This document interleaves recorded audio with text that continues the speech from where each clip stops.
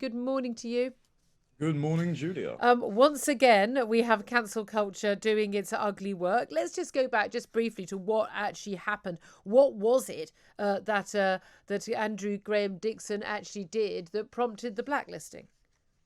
So he appeared at a debate at the University of Cambridge. The moderator and himself had a few glasses of wine beforehand. So the moderator, the head of the union, I believe his name is Keir Bradwell. There we go, nice and checked.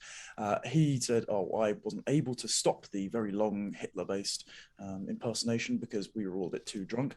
And Andrew Graham had decided to do the impression because he was emphasising exactly how abhorrent the Nazis were, saying that their ideology had allowed them to exclude great artists who weren't part of the Aryan race, as they conceived it, which would have included Hitler himself, funnily enough, from showcasing their artwork and how ridiculous that was. And following that, the heads of diversity inclusion did their usual thing and cried very profitably, might I add, that we are so oppressed by this man's words that he must be expunged from all society. And Mr. Bradwell decided to create a blacklist for Cambridge's And speakers. said yes, he was going to add more people. But this is the thing, Andrew Graham-Dixon, he wasn't doing it sort of as a joke itself. He was basically doing an impression of Hitler and his views on what Hitler would have regarded as degenerate modern art.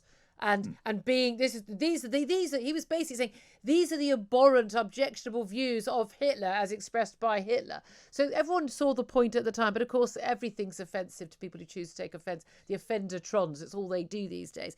But what I love John Cleese hitting back at this. He pointed out in his tweet that he was blacklisting himself before someone else did because he said this is because he hears someone there has been blacklisted for doing an impersonation of Hitler. I regret that I did the same on a Monty Python show, so I'm blacklisting myself. Others have come out and said they would happily go on that blacklist too.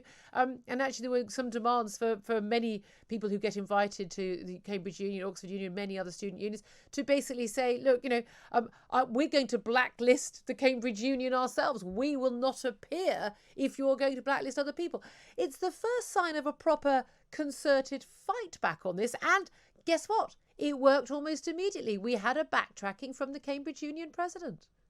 It's good that they're all showing a form of solidarity and standing on principle, because as lots of comedians, as you speak to regular guests on your show, will tell you, comedians are the canaries in the coal mine for authoritarianism. We teach kids this with the Emperor's New Clothes fable as young as primary school, but we seem to have forgotten the wisdom of our ancestors in that regard. The role of the court jester, for example, he's the only person that can mock the king, but as soon as the king decapitates the jester, he might lose some really valuable stuff that would save the kingdom when many a truth is said in jest. So when we start decapitating either digitally or physically in authoritarian regimes around the world, our comedians, we lose some great insight on the social issues which plague our society today. But this is the thing. I mean, the argument is people not understanding context is what I don't understand. Because you even have with not just with Monty Python, but John Cleese, of course, with one of the racist characters, the old major or whatever it was that in Fawlty Towers, and these bits had to be cut out because people not understanding that no one was endorsing this man's views. The whole point we were mocking and deriding this man's views. That's why it was funny.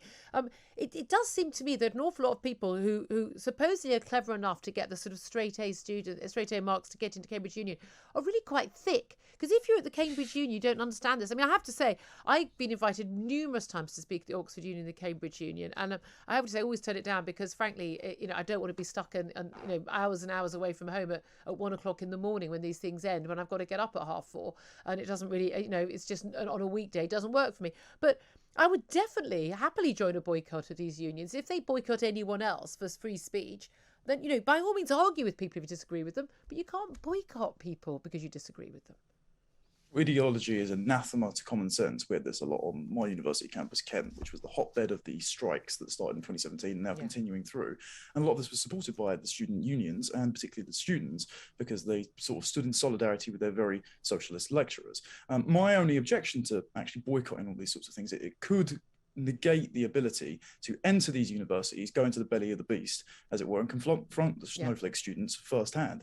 We saw this with Jordan Peterson at Oxford Union. He went there and changed quite a few people's mind, but then he was disinvited from Cambridge Union. So if I were John Cleese, I would have taken up the opportunity, but I would have tested the waters and crossed as many boundaries. Very interesting. Connor Tomlinson, lovely to talk to you. Appreciate you joining us. Thank you very much.